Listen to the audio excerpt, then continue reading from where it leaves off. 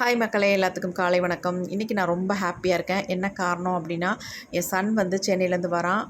Sun வந்து லா படிச்சுக்கிட்டு இருக்கான். செகண்ட் இயர் முடிச்சிட்டான். எக்ஸாம்லாம் முடிஞ்சு லீவ் விட்டுட்டாங்க. விட்ட அடுத்த நாளே உடனே கிளம்பிட்டான். ஏன்னா போய் 1.5 மாதம் ஆச்சு. பிள்ளைய பார்த்து ரொம்ப நாள் ஆச்சு. அந்த ஏக்கத்தோடு நான் உட்காந்துக்கிட்டு இருக்கேன், எப்படா வருவான் அப்படின்ட்டு. அவனுக்கு ஒரு குட்டி சர்ப்ரைஸ் இருக்குது, அதுக்காக வெயிட் பண்ணிகிட்ருக்கேன். இன்றைக்கி வந்து அவங்க அப்பா தான் கூப்பிட போயிருந்தாங்க. வந்தாச்சு பாருங்கள் எப்படி வரான் அப்படின்ட்டு. பயங்கரமாக இளைச்சி குச்சி மாதிரி வரான் பாருங்கள். செம்மையாக இளைச்சி போயிட்டான்.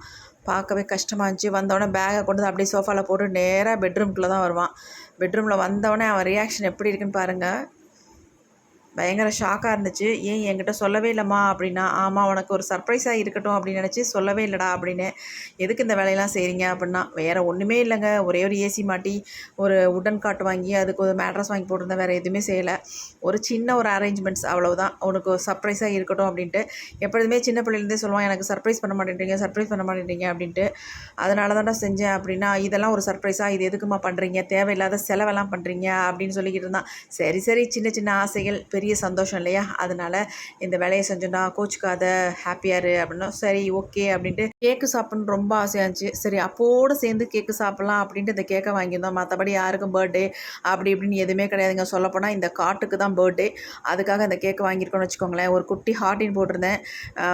வீட்டில் ஆர்டிஃபிஷியல் ஃப்ளவர் இருந்துச்சு, நடுப்பறை வந்து அரளிப்பூ இருந்துச்சு, அதை கொஞ்சம் நடுப்பறை வச்சு அதை சுற்றி அப்படியே மல்லிகைப்பூ வச்சுட்டாங்க. வேறு ஒன்றும் இல்லைங்க. நைட்டே கொஞ்சம் வாங்கியிருந்துக்கலாம், இவர் கேஸுன்னு வெளியில் போயிட்டார், அதனால் முடியலை. வந்தது லேட்டாக, அப்புறமேட்டு ஒரு 9 மணிக்கு தான் போய் நானும் அவரும் இந்த கேக்கு பூவெல்லாம் வாங்கிட்டு வந்திருந்தோம். வேறு ஒன்றும் இல்லை. சந்தோஷத்தோடு இந்த விளாகை முடிச்சுக்கிறேன். நெக்ஸ்ட் வீடியோவில் பார்க்கலாம்.